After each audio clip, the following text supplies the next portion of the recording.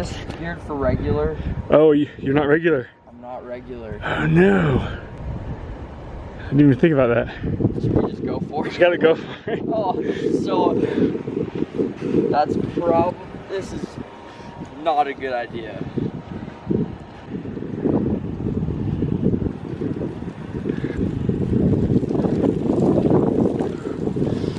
Oh!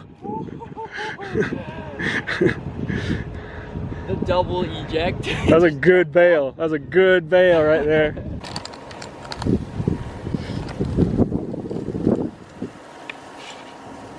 Oh, that's weird. I literally like, it just keeps turning. Yeah, it might be too high.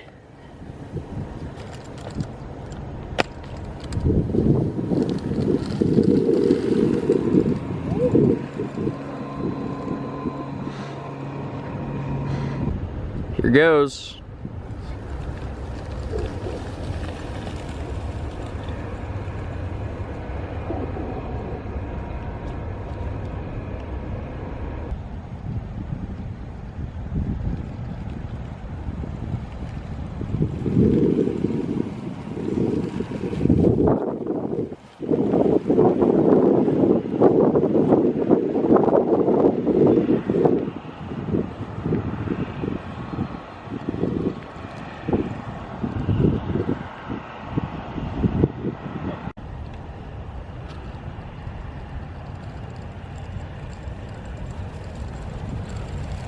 There we go. I mean, it looks like smooth as butter, Yeah. but it doesn't feel like that.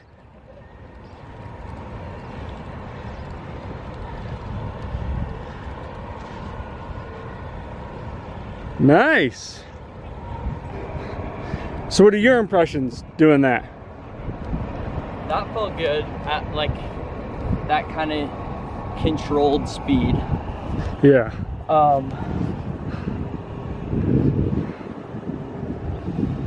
You could probably go faster and feel safe. I'd want the straps on to go like much faster though. Yeah. But that felt pretty good. Like, which way did you have the front? Did you have the front at the front? I had this at the front. Okay. Yeah. So you were in front at the front. Yeah. Okay. Yeah. Give it another go. Okay. We can. Yeah, and it is pretty I close. can hit 3. I think It's a success. I think 3 is like the reasonable max.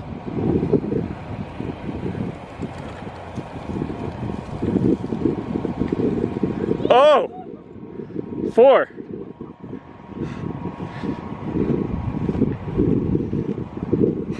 Did it. So the other alternative is to do just wider slalom, right? Wider. Yeah. Like after your turns, you have to like be mindful of like getting out of that turn. Yeah. But then once you do, you're like still fighting for that top like flat spot. Yeah, it's too tall. Is that what it is? I think it's definitely too tall. Yeah. Because you can definitely turn on this thing. Yeah. You can turn a lot. Yeah, I think the rear could be toned down a little bit. But yeah, it looks like you have a ton of control. It really does. Control is for sure there, but like being stable with that control might be the... Yeah, it's like it's a hair trigger control, right? Yes.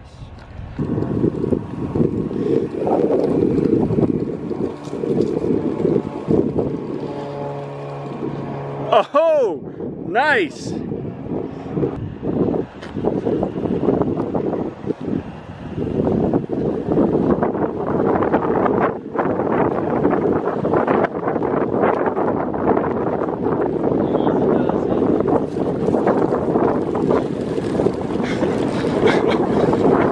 There we go.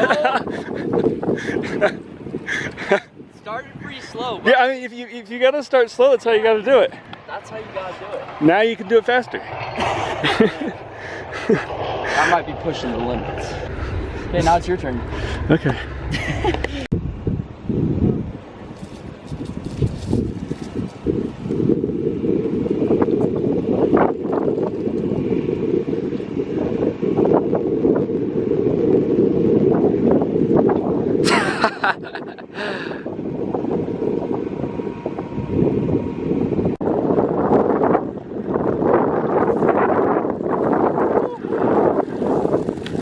Going fast. Oh! Oh, nice. Oh, that was kind of nice. All right. That just sprayed mud though. Don't mind a dirty board.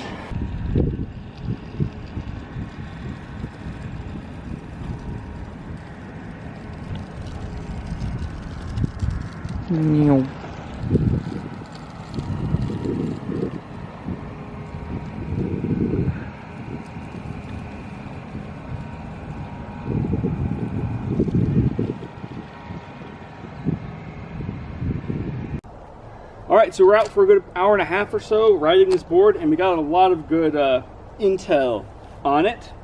And there's definitely some really good things about what it was doing, and some things I'm really happy with, and some things that it definitely has negative quirks going on, and things to solve. So one of the things we wanted to accomplish was a board that was comfortable to ride, where you're not relying on the bindings to torque it nearly as much.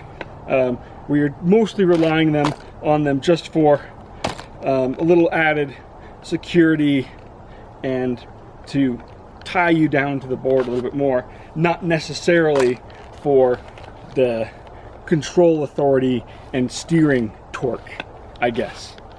So in that aspect, I am happy with what it was able to do, but it was definitely not nearly as stable as I was anticipating.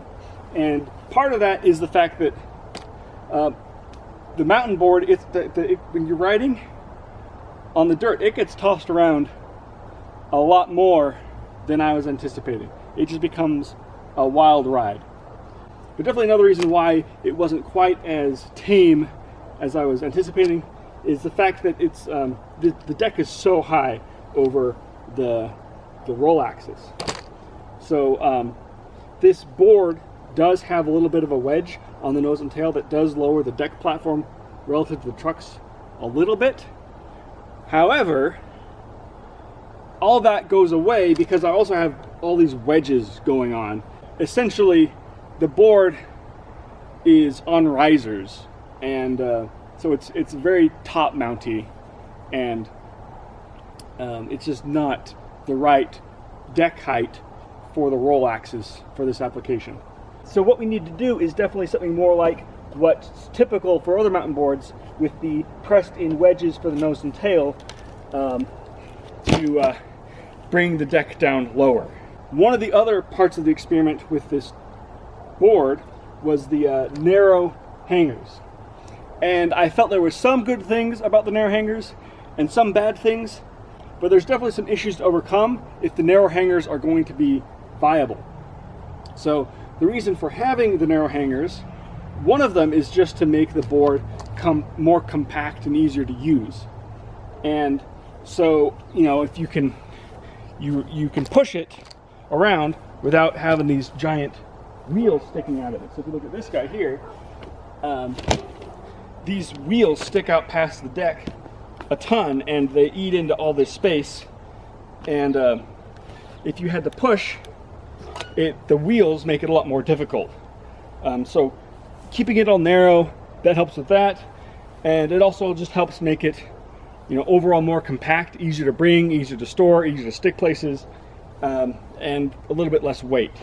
So one of the issues we had was the board high-siding like that. So if you have the wider hanger, it's not going to high-side nearly as easily. The other thing is, if we were to put resistance on these trucks, then that's also going to make it high-side more easily. And currently we were running without any resistance. So being able to run without resistance is a good thing, I think, especially when I'm designing. If I can design it to run well without the resistance, then I'm not using the resistance to mask a bad geometry, if that makes sense. Once I get the geometry dialed, and then I add the resistance on top of it, it needs to be able to cope with that added resistance without then high-siding. And So I feel like I would still like to keep the axles and hangers more narrow than this, but I do feel like I will have to go about another inch wider than this is. And that should be really doable because this is only a 9¼ inch deck. And so if I just make the deck a 10-inch deck, then a little bit wider of a hanger should fit right in and still accomplish a lot of the goals I had for the narrow hanger. So one of the things that was revealed by the slaloming was how big the turning radius of this board actually was. And it feels really nimble when you're going fast and stuff, partially because of the fact it's got no resistance. But when you try to just extract all the turn out of it as you can, it leaves a little bit to be desired, honestly. Okay, the easiest thing would be is if we could make the wheelbase smaller. So I'm thinking I might shorten the wheelbase, get things close together, and shorten the foot platform a little bit, go for a little bit of a more narrow stance by about 2.5 inches, and that should increase the handling of the board without affecting much of anything else. I think I could also increase the turning angle on the front, and I might even decrease it a tiny bit on the rear, because if we make the rear trucks a little bit more stable, the whole system can deal with a lot more. So there's one thing in particular that started happening while we were riding that I was completely not expecting and wasn't even thinking about it being able to happen. And if you notice, there's a couple of clips where while riding the board, the axle kind of does something weird where it kind of flips up. Oh, that's weird. I literally So while we were riding, I thought what was going on, it was just high siding, and but what we were also observing at the same time was that when you were turning and doing the slaloming, it would feel like it was getting caught into the turns, and you'd get into a turn and it would kind of get stuck there, and you'd have to really get it to go back straight again, but you have to fight so hard to get it out of the turns. It wasn't really ever happy going straight, which was weird. And I was attributing that to the fact that the height of the deck to the roll axis was too high. But I don't think that's what it was either. When looking at the video footage again, I think what's going on is because these wheels are so tall, you have a new type of lever action happening, which I've not really observed in longboards before. And what happens is, if I side load this thing, the wheel grips up, and all the pivots and stuff are up at this height, and the bottom of the wheel is down at that height, and so you've got a lever arm here. And this lever arm, if I pull the board, it's pulling in here on the pivot above the axle, and it's pushing in way down here, and it have this side loading action which is turning the whole hanger. That doesn't happen that I've ever seen on longboards, but it was happening here, and I think it's due to the fact that the scale of the wheel is so much bigger. So this is also something you wouldn't observe if you had a wide enough of a hanger.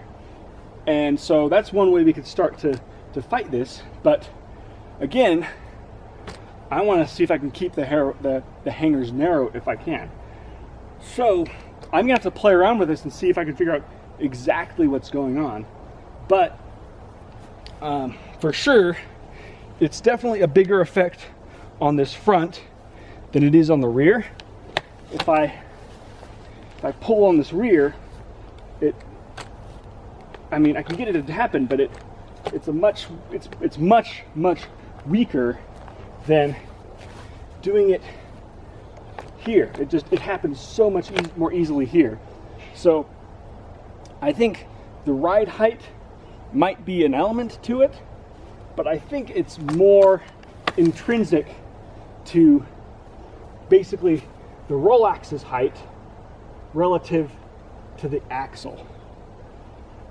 So I think what I need to do to fight that is actually bring the roll axis in line with the axle, and those forces should cancel out. And that should make the board a lot less influenced by the steering it's doing as you're on the hill. So, I'm starting to form a bit of a game plan of what I want to do. I'm wanting to press up a new board, I'm wanting to make some new trucks, and I'm wanting to get to the bottom of this weird side loading action and eliminate it. And if I think I do all those things, we could have something really, really good here. So there we go.